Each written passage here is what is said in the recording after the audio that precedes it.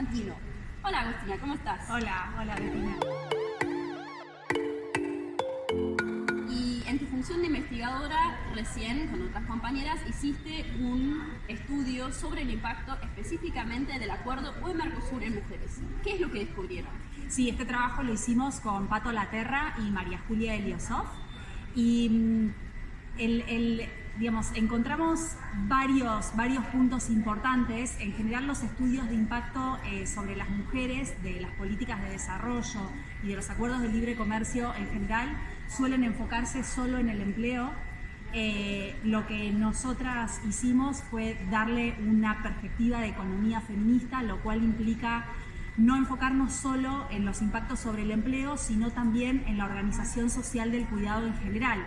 En este sentido, nos enfocamos respecto al empleo en dos sectores en particular: en el sector textil, que es un sector fuertemente feminizado en Argentina y es uno de los sectores que más se va a ver impactado en términos de empleo y de producción, con muchas pérdidas de empleo para las mujeres en el caso de Argentina, y en el sector público también, más de la mitad del personal civil de la nación en Argentina son mujeres, y la disminución en el presupuesto, que va a significar la pérdida del cobro de los aranceles y de los derechos de exportación, también va a implicar una fuerte pérdida en términos de empleo para las mujeres, además de la pérdida de presupuesto que va a significar para financiar muchos programas y políticas que repercuten en términos de cuidado sobre las mujeres. También nos enfocamos en un sector en particular que tiene que ver con los medicamentos, porque uno de los puntos importantes del acuerdo tiene que ver con fortalecer el sistema de patentes a nivel internacional, lo cual va a implicar necesariamente un aumento en el precio de los medicamentos los medicamentos forman parte de la canasta de consumo, sobre todo de las mujeres adentro de los hogares, que son quienes principalmente se hacen cargo de ese tipo de gastos para los cuidados de las personas que los necesitan adentro del hogar.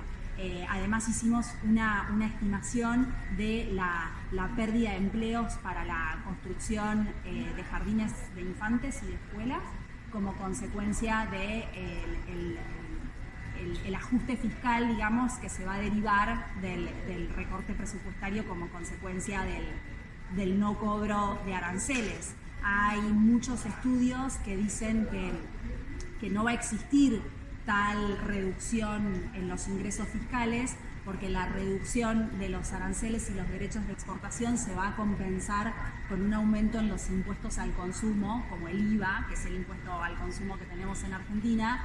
El problema es que si eso es efectivamente así, el IVA es un impuesto muy regresivo en términos de ingresos, porque todas las personas, sea cual sea el nivel de ingresos, pagamos la misma alícuota de IVA, y entonces es un impuesto que pesa mucho más sobre los hogares de bajos ingresos, y como sabemos, en Argentina la pobreza está fuertemente feminizada, del decil de más bajos ingresos, 7 de cada 10 personas son mujeres. Entonces el aumento en el gasto del IVA va a repercutir más también sobre las mujeres.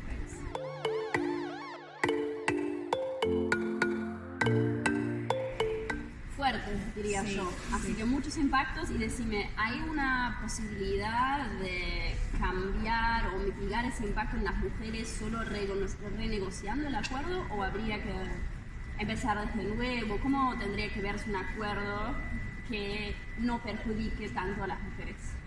Sí, de mínima renegociarlo. El tema es que, es difícil que eso suceda bajo las condiciones en las que el acuerdo fue firmado, por otros gobiernos, tanto en Argentina y en Brasil como en los países europeos también.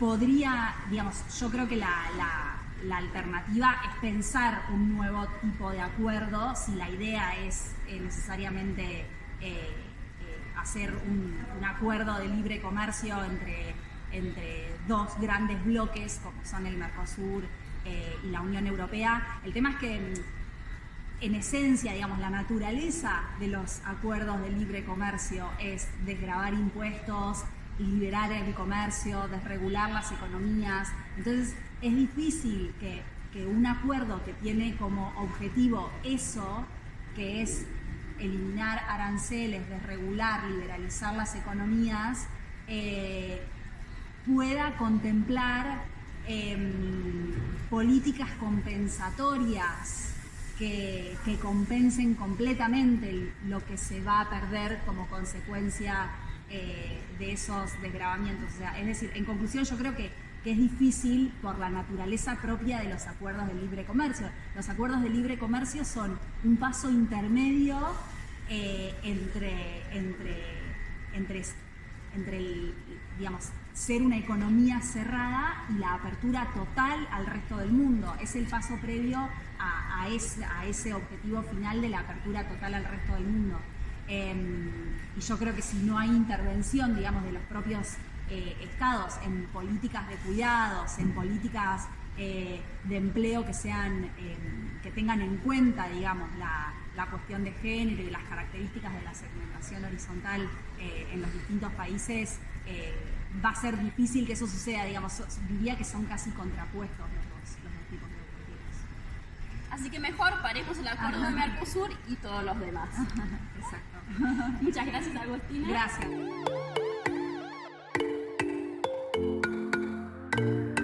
Ich stehe jetzt hier mit Pato Laterra. Hola, Pato, ¿cómo estás? Hola, Argentina.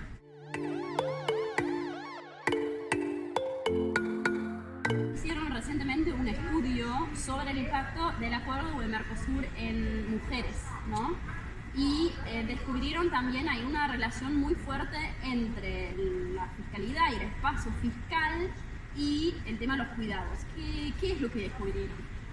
Bueno, creo que es importante poder pensar que estos acuerdos tienen un impacto importante en la reducción de aranceles, sobre todo para las economías latinoamericanas, del Mercosur, en específico de Argentina, que es donde estudio. Y la reducción de aranceles lo que podría hacer es acotar lo que nombramos como espacio fiscal.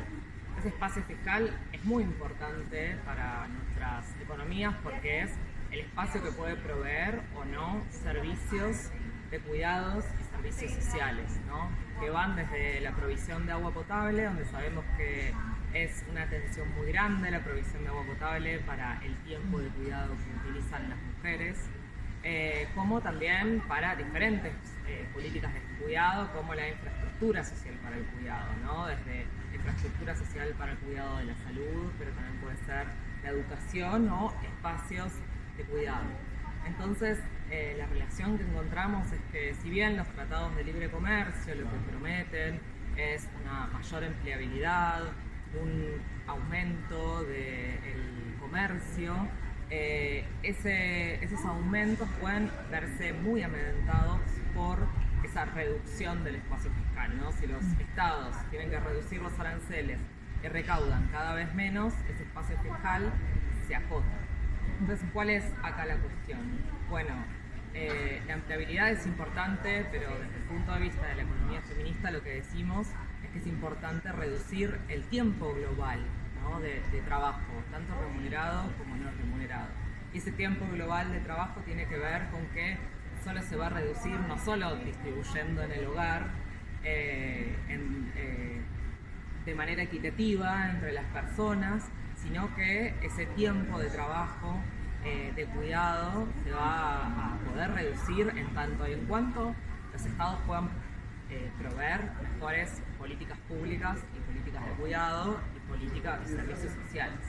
Entonces, este tipo de tratados pone en riesgo esa tarea que estamos llevando adelante con los feminismos sobre el cuidado, ¿no? Sobre reducir el tiempo de cuidado para que las brechas sean más, sean reducidas, para que los tiempos de cuidado sean más equitativos y para que todas las personas podamos vivir una sostenibilidad de la vida mucho más equilibrada, ¿no? Lo que hoy en la discusión se llama work balance, ¿no? Ese work balance para Latinoamérica no existe. Generalmente estamos en un burnout constante y eso no solamente tiene que ver con que estar más tiempo en los trabajos remunerados, sino con que las tareas de cuidado son cada vez más grandes y más altas. Esa intensidad solamente se puede reducir si es que existen políticas para reducirla, ¿no? Si existe esa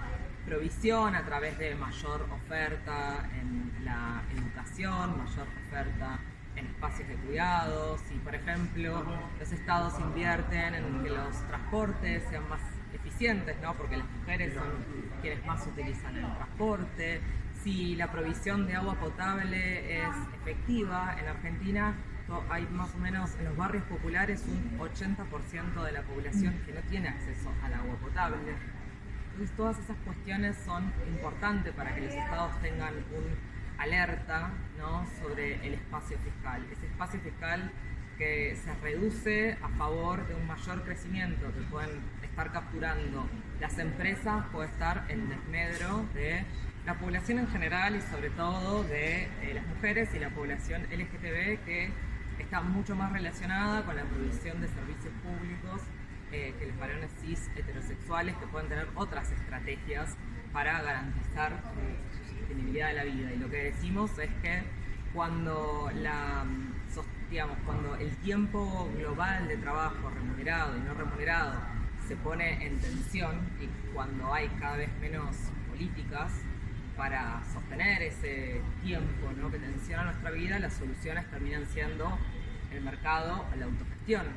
Y ahí es donde también se ve la interseccionalidad. No todas las personas, justamente por su participación en el mercado de trabajo, tienen la misma posibilidad de comprar trabajo de cuidado, comprar alimentos, delivery, comprar que una persona venga a hacer las tareas de cuidado a tu casa, pagar por educación para que tu niño o niña pueda ir a un colegio doble turno, poder pagar para que alguien cuide a el adulto mayor con el que estás relacionado, que tenés responsabilidad, o poder pagar una estancia de larga duración para el cuidado de las personas adultas mayores, ¿no? Todas esas cuestiones dan un panorama de cómo, si vos no tenés dinero para pagar eso, lo tenés que resolver a través de la autogestión propia, ¿no?